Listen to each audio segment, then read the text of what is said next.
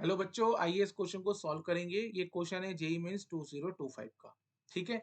इस क्वेश्चन के अंदर आपको दो स्टेटमेंट गिवन है, आपको इन दोनों स्टेटमेंट को रीड करना है। सो स्टेटमेंट नंबर 1 कह रहा है a spectral line will be observe for a 2px to 2py transition. Statement 2 कहता है 2px and 2py are the degenerate orbitals. ठीक है, आइए क्वेश्चन को देखिए, क्वेश्चन को समझिए हो क्या रहा है। सबसे पहले आपको ये देखना पड़ेगा कि हमारी जो स्पेक्ट्रल लाइंस होती हैं, स्पेक्ट्रल लाइंस कब प्रोड्यूस होती हैं? When transition of electron, when electron transition, when electron transition take place. जब इलेक्ट्रॉन का क्या होगा? ट्रांजिशन होगा between between different between different energy, between different energy shell, between different energy shell. अब यहाँ पे देखो बेटा, सबसे पहले आप ये बताओ, आपने हाइड्रोजन का लाइन स्पेक्ट्रम पढ़ा होगा। आई थिंक मैं आपको एक हिंट दे रहा हूँ, आपके लिए बहुत अच्छा है, मजा आएगा आपको। आपने ये सब पढ़ा होगा, आपने, है ना, लाइन स्पेक्ट्रम हाइड्रोजन के लिए आपने पढ़ा होगा। जैसे ये आपके लिए हो गया n इज इक्वल टू 1, ये हो गया आपके लिए n is equal to 2, this is n is equal to 3, this is n is equal to 4, this is n is equal to 5। I think इतना काफी है समझने के लिए। जो ऑब्जर्वेशन है सब यहाँ पे मिलती है। आपने आई थिंक एनर्जी भी पढ़ी होगी कि हाइड्रोजन के लिए, ये पूरा का पूरा डिस्कशन मैं किसके लिए कर रहा हूँ बच्चों? ये मैं डिस्कशन कर रहा हूँ हाइड्रोजन के लिए।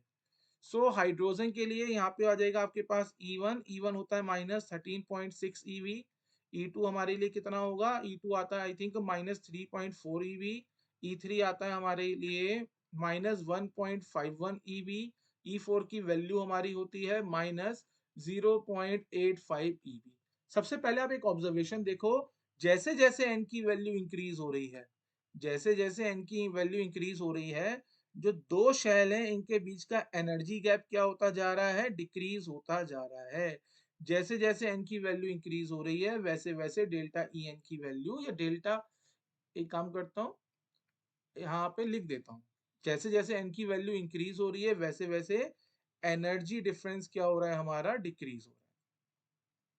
पहले तो ऑब्जर्वेशन आपको ये समझ में आया, एनर्जी डिफरेंस क्या हो रहा है? डिक्रीज। ठीक है, चलो अब एक बात बताओ, जब आपको ये क्लास में पढ़ाया गया होगा तो आपके दिमाग में एक क्वेश्चन आया कि सर देखो n इज इक्वल टू 1 मतलब 1 है, पर n इज इक्वल टू 2 का मतलब क्या होता है? 2 का मतलब 2s भी होता है और 2p भी होता है। मतलब n इज इक्वल टू 2 में, शेल नंबर 2 में 2s सब शेल भी होती है और 2p सब शेल भी होती है। अगर शेल नंबर 3 है तो शेल नंबर 3 के अंदर 3s सब शेल भी है, 3p सब शेल भी है, 3d सब शेल भी है। तो सर ये एनर्जी है किसकी? 2s की एनर्जी है, 2p की एनर्जी है? तो सबसे पहले आपको ये चीज ध्यान रखनी चाहिए कि यहाँ पे 2s और 2p दोनों की एनर्जी सेम है। अगर मैं इसकी बात करूं, यहाँ पे 3s, 3p और 3d की एनर्जी सेम है। क्यों? क्योंकि डिस्कशन किसके लिए? हाइड्रोजन के लिए, जिसके अंदर कितने इलेक्ट्रॉन है? एक इलेक्ट्रॉन है। और यहाँ पे एनर्जी किस पे डिपेंड करती है? एनर्जी यहाँ पे डिपेंड करती है only principal quantum number, that is n। अब यहाँ तक समझ में आया आपको? अगेन आपने ये देखा, स्पेक्ट्रल लाइन तब मिलेगी जब इलेक्ट्रॉन का ट्रांजिशन होगा। इलेक्ट्रॉन का ट्रांजिशन कहाँ होना चाहिए? डिफरेंट एनर्जी शेल में। अब जैसे मैंने बोला 2p ऑर्बिटल्स, तो आपको 2p ऑर्बिटल्स में, आपने याद है, आप ऐसे एक डायग्राम बना लेते हो, आप टीचर ने पढ़ाया होगा, ऐसे बनाते हैं और यहाँ पे लिखवा देते हैं 2px 2py 2pz। मतलब क्या हुआ इसका? मतलब इसका ये हुआ कि जो 2px है, जो 2py है और जो 2pz है, ये हमारे सेम एनर्जी के ऑर्बिटल हैं। सेम एनर्जी और वाइटल। अब सर ये सेम एनर्जी के ऑर्बिटल हैं, क्यों है सर? यूनि इलेक्ट्रॉनिक के लिए या मल्टी इलेक्ट्रॉनिक्स के लिए? क्वेश्चन आना चाहिए ना सर। सर किसके लिए सेम एनर्जी है? यूनि इलेक्ट्रॉनिक या फिर मल्टी इलेक्ट्रॉनिक? तो मैं आपको बोलूंगा बच्चों, यूनि इलेक्ट्रॉनिक के लिए आप एनर्जी किस पे देखते हो? Energy is directly proportional to n. Again इन सबके लिए एन की वैल्यू कितनी है? 2। तो आ गया ना सेम एनर्जी, आ गया हमारा सेम एनर्जी। चलो आगे देखो, अगर मैं मल्टी इलेक्ट्रॉनिक की बात करूंगा तो energy is directly proportional to n plus l. तो इन सबके लिए n की वैल्यू 2 है, क्योंकि ये सब p ऑर्बिटल्स हैं, इन सबके लिए l की वैल्यू कितनी है? 1 है। अगर मल्टी इलेक्ट्रॉनिक भी होगा तब भी n प्लस l की वैल्यू 3 आएगी फॉर ऑल, सबके लिए। समझ में आ रहा है कि नहीं आ रहा है? इस वाले कॉन्सेप्ट को याद रखेंगे कि 2px 2py 2pz same energy के ऑर्बिटल हैं, और सेम एनर्जी वाले ऑर्बिटल को हम बोलते हैं डीजनरेट ऑर्बिटल। सेम एनर्जी वाले ऑर्बिटल को हम क्या बोलते हैं? Degenerate orbital, degenerate orbital. अब इन सबकी अगर एनर्जी सेम है, अगर इन सबकी एनर्जी सेम है, तो बेटा क्या सेम एनर्जी में इलेक्ट्रॉन का ट्रांजिशन पॉसिबल है? तो यहाँ पे नोट डाल के लिखो, between same energy, between same energy orbital, between same energy orbital electron transition is not possible.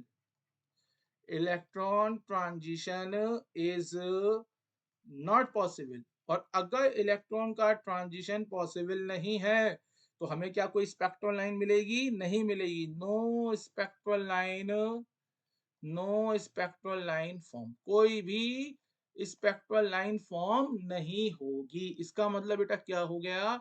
इसका मतलब यहाँ पे जो आपका स्टेटमेंट नंबर 1 है कि जब इलेक्ट्रॉन का ट्रांजिशन 2px से 2py होता है, क्यों?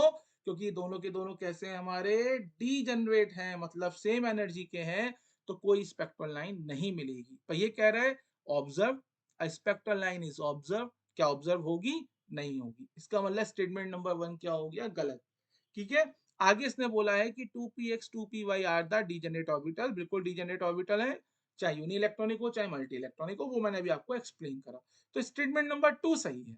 तो इस क्वेश्चन का आंसर क्या होगा? Statement number 1 false, statement number 2 true. I hope question आपको समझ में आया होगा बच्चों। Thank you.